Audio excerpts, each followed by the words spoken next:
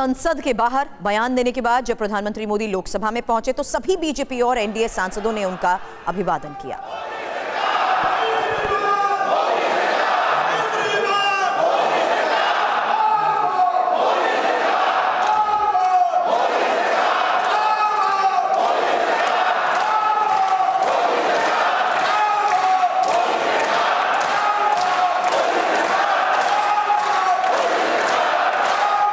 बार बार मोदी और हर बार मोदी के कैसे नारे लगाए गए, ये तस्वीर सामने आई।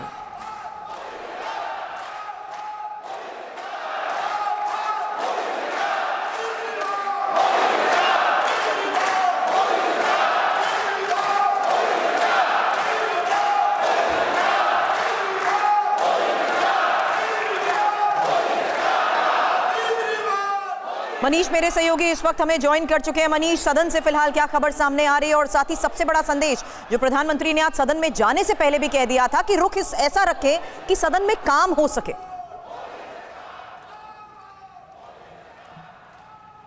बिल्कुल, देखिए आप, जबकि लोकसभा में खास करके शून्यकाल में यहाँ पर कई सारी संसदीय समिति की रिपोर्ट सबमिट की जाएगी और चूंकि प्रधानमंत्री ने जो बात कही कि नकारात्मक राजनीति करने वालों का भविष्य नहीं है बल्कि उन लोगों का है जो सकारात्मक राजनीति करें, तो खास करके अभी सबकी नजरें हैं उस सांसद पर जिनके बारे में कहा जाता है कि वो सबसे अधिक नकारात्मक राजनीति सदन के भीतर करती आई है, यानी कि टीएमसी की सांसद महुआ मोइत्रा को लेकर।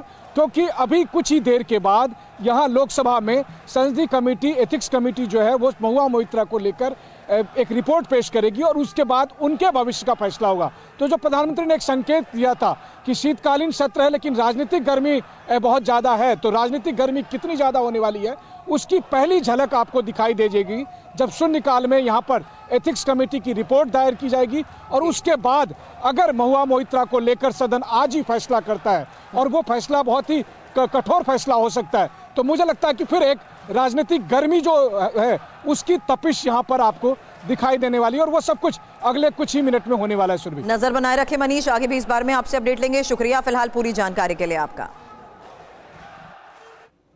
और इस बीच बड़ी खबर यह है कि विपक्ष को प्रधानमंत्री की नसीहत पर एसपी सांसद एसटी हसन, यूपीडी सांसद प्रियंका चतुर्वेदी और बीएसपी सांसद दानिश अली ने कड़ी प्रतिक्रिया दी है। उनसे बात की टीवी 9 संवाददाता आनंद प्रकाश पांडे ने।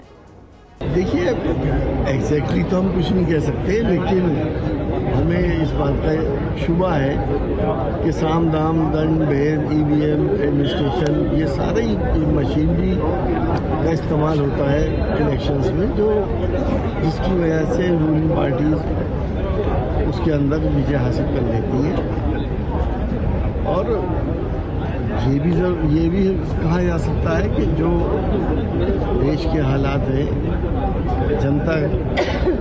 जनता ने जो जनादेश दिया है, जनता सर्वोपरि होती है, हम जनता का सम्मान भी करते हैं। सर, इस और प्रधानमंत्री ने आज कहा कि जो राज्यों में हार हुई विपक्ष की उसका गुस्सा सदन के अंदर न निकालें और नकारात्मकता जो है उसको छोड़ें। कभी हमने गुस्से से काम नहीं करा, हमने तो उस डिक्टेटोरियल ट्रेंड के खिलाफ काम करा हमेशा कि अगर लोकतंत्र के अंदर संविधान के अकॉर्डिंग कोई काम नहीं होता है तो हमने उस पर हमेशा ऑब्जेक्शंस करे और करते रहेंगे। मैं मानती हूँ कि जो भी कारण रहे होंगे उस पर कांग्रेस आत्मचिंतन करेगी। तेलंगाना में भारी जीत हुई है, बाकी 3 राज्यों में जहाँ जीतने के आसार थे वहाँ पे हार हुई है, तो क्या वजह रही होगी, क्या कमियां रही होंगी, वो कांग्रेस उसकी बात करेगी। साथ ही साथ आने वाले समय में इंडिया अलायंस की मीटिंग होगी तो उस पर भी चर्चा होगी कि सीट शेयरिंग किस तरीके से होगा, लोकसभा में आने वाले लोकसभा चुनाव में क्या हमारी रणनीति। प्रधानमंत्री ने कहा है कि जो इन राज्यों में अपोजिशन की हार हुई है उसका गुस्सा संसद के अंदर न निकाले, नकारात्मक राजनीति छोड़े। एक्चुअली प्रधानमंत्री जी ना संसद में आते नहीं है, तो शायद उनको पता नहीं है कि जो भी नेगेटिव होती है, नेगेटिविटी आती है, पार्लियामेंट में विपक्ष की आवाज दबाने का काम होता है, वो ट्रेजरी बेंचेस से होता है। मैं तो बल्कि ये कहूँगी प्रधानमंत्री जी से, आपकी संख्या लोकसभा में कितनी है, ओवर पावरिंग है, तो आप इतनी इनसिक्योर ना रहे कि आप विपक्ष की आवाज़ सुनने में की क्षमता ना दिखा सके और विपक्ष माइक बंद कर देते हैं, उनके जो मुद्दे हैं उस पर चर्चा नहीं होती है, मणिपुर पे नहीं होती, भ्रष्टाचार पे नहीं होती है। ये सारी चीज़ों का विषय है जो प्रधानमंत्री अगर खुल के चर्चा करेंगे तो पार्लियामेंट पॉजिटिव। 17th लोकसभा का उसके लास्ट दिन जो लोकसभा के अंदर इस देश की संसद को शर्मसार करने का काम भारतीय जनता पार्टी के सांसद श्री रमेश बिदूड़ी ने किया, उसके खिलाफ अभी तक कोई कार्रवाई नहीं हुई है, क्योंकि वो आखिरी दिन था।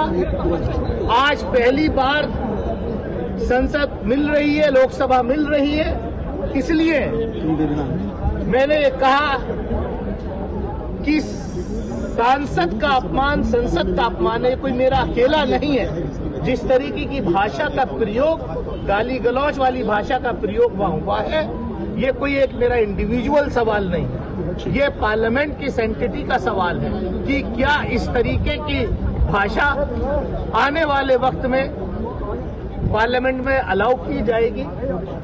और मुझे ताज्जुब है कि अभी तक कोई कार्रवाई नहीं हुई है।